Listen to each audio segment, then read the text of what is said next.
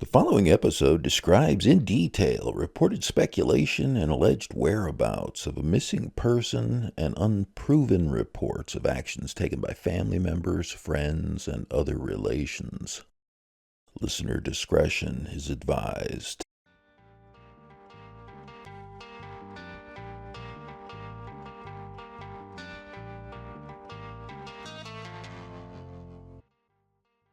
In early November 1998, 5-month-old baby Marlon Santos disappeared. And for 2 straight days, Marlon's foster parents failed to alert the Worcester Police Department that baby Marlon was missing. It was around 11:30 p.m. on Saturday, November 7th, 1998, that Jose and Yolanda Castillo reported Marlon missing. The foster parents blamed not being able to find a babysitter for their children and 2 other foster children as the reason they delayed telling the police. Nearly 25 years later, the Castillos' 48-hour hesitancy to call the police may have erased any chance of baby Marlon being found.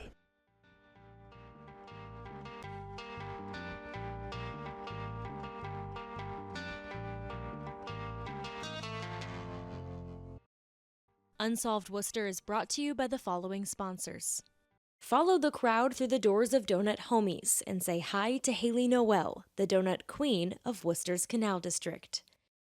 This month, the specialty donut shop features special flavors like birthday cake and salted caramel cheesecake.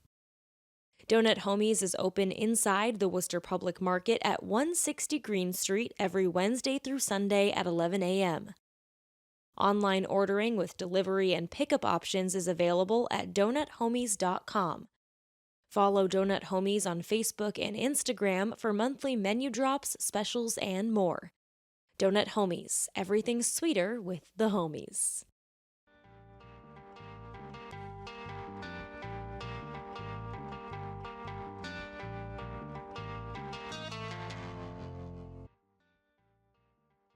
Welcome to Unsolved Worcester. I'm your host, Dan Yeager. In today's episode, we share the unsolved missing person case of 5-month-old Marlon Santos, one of 10 unsolved missing person cases we share this season on Unsolved Worcester. Marlon disappeared from his foster parents' home on Eastern Avenue on November 5th, 1998. Marlon's foster mother left him and 2 other foster children, ages 2 and 3 years old, alone in the home when she left to go pick up her children at the Worcester East Middle School. The next 48 hours and the choices his foster parents made would likely determine Marlon's fate. Unsolved Worcester will take a deep dive every Tuesday and Thursday into the unsolved murders and missing persons cases under investigation by the Worcester Police Department's Detective Unit.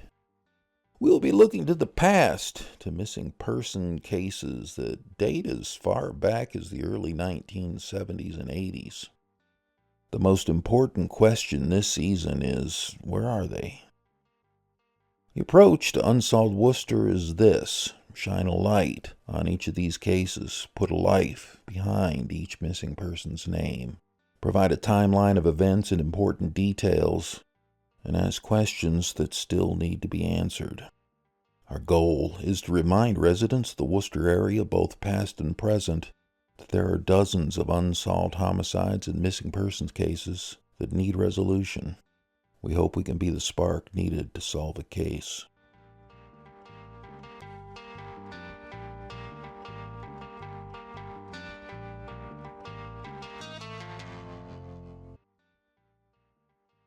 At least one time during each season of Unsolved Worcester, we remark on how extensive local media coverage can be for one unsolved case compared to other stories we share. And it's really no surprise the disappearance of Marlon Santos in November 1998 received the most media attention of any case we will follow over the 6 seasons of Unsolved Worcester. The circumstances surrounding Marlon's disappearance are suspicious at best. From Thursday afternoon, November 5th, 1998, to late Saturday night, November 7th, Marlon was missing, and local law enforcement wasn't notified. The timeline of events leading up to and following Marlon's disappearance is a necessary place for us to start to help tell his story in one episode. So here's what we know. Jose Castillo, Marlon's foster father, was out of town from Sunday, November 1st to Saturday, November 7th. Yolanda Castillo, Marlon's foster mother, gave Jose a ride to New York on November 1st. She left Marlon and the two other foster children, aged 2 and 3, at home with her 17-year-old daughter. According to police, Jose traveled from Worcester to New York and then from New York to Wisconsin. On Monday, November 2nd, the Department of Social Services visited the Castillo's home on Eastern Avenue. They reportedly didn't find anything wrong with the living situation or anything out of the ordinary.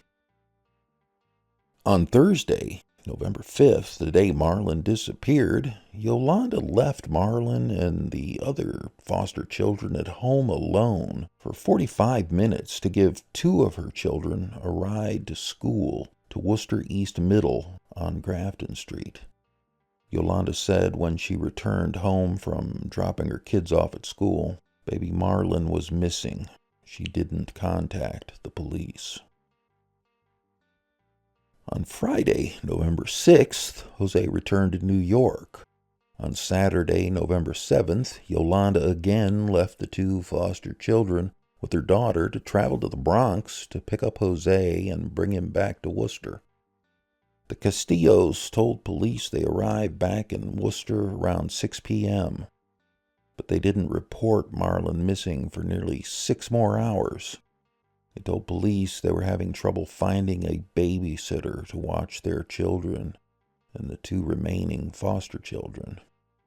We're assuming they realized it probably wouldn't have been a good look to go to Worcester Police Department headquarters to report 1 child missing while 4 others were left home alone.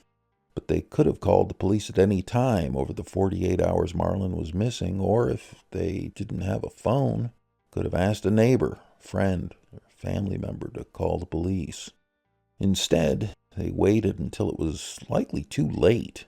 It's unknown whether they were panicking, were afraid they would get in trouble, or wouldn't be able to provide foster care again.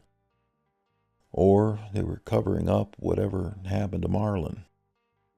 The day after they alerted the police that Marlon was missing, Sunday, November 8th, DSS removed the 2 other foster children from the Eastern Avenue home. Coming up, the investigation into Marlon's whereabouts starts. The Castillos get quiet, and Marlon's biological parents find out he's gone.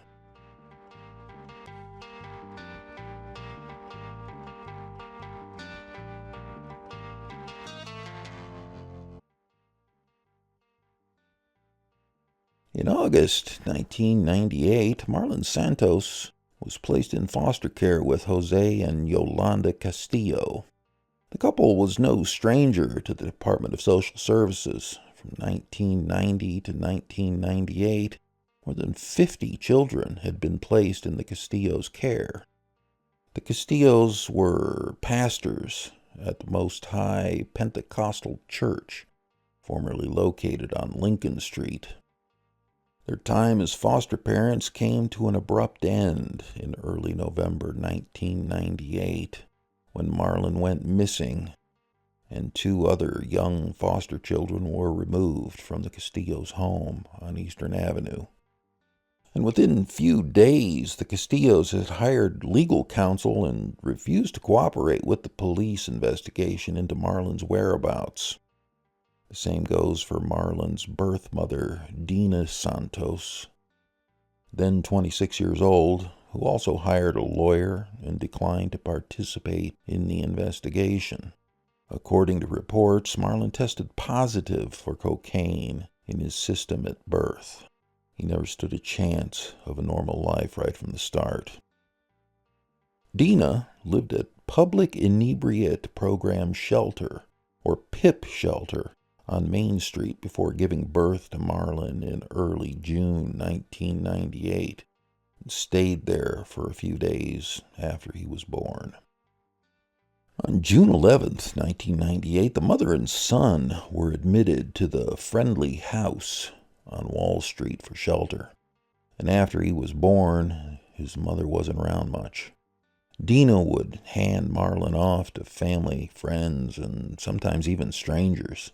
She would disappear for days at a time and then come back and reclaim Marlon, just to pass him off to someone else again.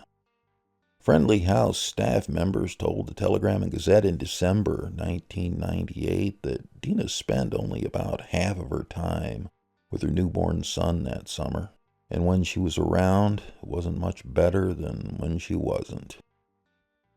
Dina had been arrested multiple times between 1990 and 1997 for possession of heroin, malicious destruction of property, assault with a dangerous weapon, assault and battery, and more. Just months after Marlon's disappearance while on probation, Dina was arrested again on drug charges and was sentenced to 6 months at Framingham State Prison. Dina met Marlon's birth father, William Kahanick, at a food bank, and the pair made arrangements to raise a child together. According to reports, Dina's a lesbian, and Kahanick kicked Dina out of his apartment after she informed him her girlfriend would be involved in raising Marlon. Kahanick of Spencer reportedly had hired a lawyer and was fighting for custody of Marlon in September 1998, 2 months before Marlon went missing when he learned Dina was in prison. Kahanick found out Marlon was missing roughly a week after the baby had disappeared, when 2 Worcester police detectives showed up at his door to find out if he knew anything about Marlon's whereabouts. He told the Telegram and Gazette that DSS had scheduled a hearing and inspection of his apartment in Spencer for November 20th, 1998, to determine whether it was suitable for Marlon to visit him or live with him. But DSS said they had never spoken with him and had tried multiple times to reach him about Marlon's disappearance. Shortly after Marlon's disappearance, Kahanick would file a lawsuit against the State Office of Executive Health and Human Services, Jose and Yolanda Castillo, DSS, and Catholic Charities of the Diocese of Worcester. The suit was reportedly settled out of court in 2006.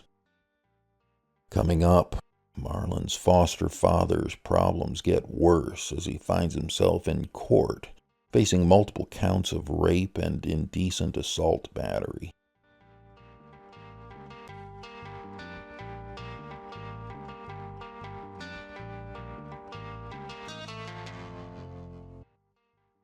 Less than a month after Marlon Santos went missing from his foster parents' home on Eastern Avenue, his foster father, Jose Castillo, was arrested after being caught attempting to steal 2 pairs of socks from the former Spags discount store on Route 9 in Shrewsbury. Jose's troubles would only get worse from there. 2 months later, in February 1999, Castillo was arraigned in Worcester Superior Court on charges stemming from an alleged rape of an 11-year-old girl in 1992 and the indecent assault of 2 young girls in his foster care in 1997 and 1998.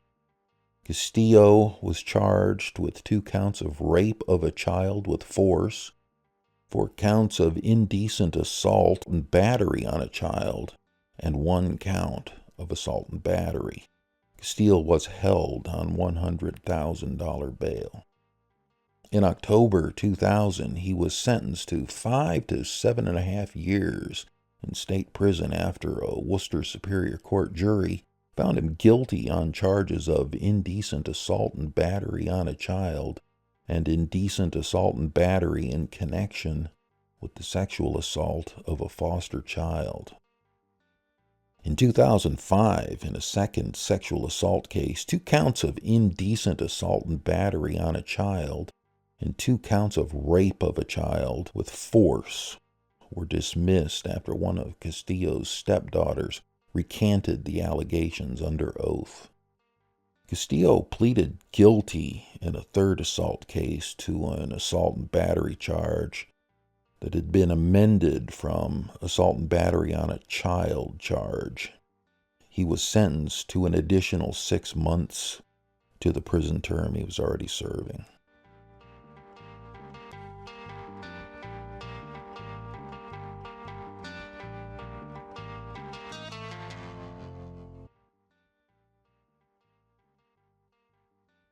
At the start of the investigation into baby Marlon's whereabouts, the Worcester Police Department assigned more than a dozen detectives to the case. An Eastern Avenue neighbor's teenage daughter told police that she had seen Yolanda Castillo frantically searching outside of her home the day Marlon went missing. Search warrants were issued for the home on Eastern Avenue and 2 vehicles owned by Jose and Yolanda Castillo. In the early days of the investigation, police believed that Marlon was still alive, hoping Marlon was moved from the home by a relative or friend of Dina Santos, Marlon's mother. But police weren't getting anywhere, as Marlon's biological parents and his foster parents refused to cooperate. A month after Marlon went missing, Worcester County District Attorney John Conti's office took over the investigation. 4 WPD detectives were assigned to work on the case full-time. Although the case stalled for months, the first possible break came nearly a year after Marlon went missing. In late October 1999, Worcester police received a tip that Marlon's body may be buried somewhere along Route 70 in Clinton, or in a wooded area near Wachusett Reservoir in Boylston.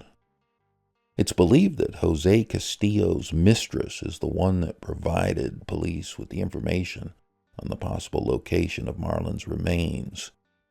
In the first week of the search, police used ground radar system that discovered pieces of plastic, a diaper, and baby's clothes. On November 6, 1999, police discovered a baby's blanket along the banks of the Wachusett Reservoir. In mid-January 2000, a special investigative grand jury convened to hear evidence in Marlon's disappearance. Although the grand jury met over several months, no indictments were set forth.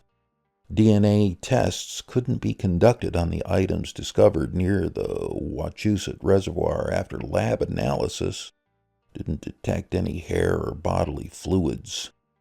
Marlon's remains were never found, and police weren't convinced the items they did find even belonged to him. Within the first year Marlon Santos went missing, Jose Castillo was in jail. Yolanda Castillo had moved out of the home on Eastern Avenue and up Interstate 190 to Leominster with 3 of her children. As time continued on, another theory about where Marlon might be came to light. There were rumors that Marlon had been sold in New York by the Castillos or by Dina Santos. But those rumors didn't amount to any break in the case. Law enforcement officials believe that Marlon is likely dead. The courts granted a request by Marlon's father, William Kahanick, that Marlon be declared legally dead. Today, Marlon Santos is listed in the National Missing and Unidentified Persons System. If Marlon is somehow still alive today, he would be 24 years old. And if he is alive, Marlon likely has no idea where he was born, who his biological parents are, and that he is the subject of a nearly 25 years long missing persons investigation in central Massachusetts.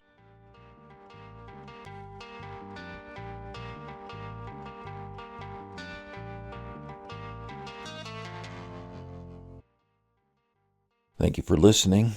I'm Dan Yeager. If you enjoyed listening to this episode, please consider clicking the like button for us. And if you subscribe, the next episodes will show up in your feed. Click the bell on the right and select all, and you'll get a notification of when the next episode is ready. If you have any thoughts you'd like to share, please leave them in the comments below. We do read them all and respond to as many as we can.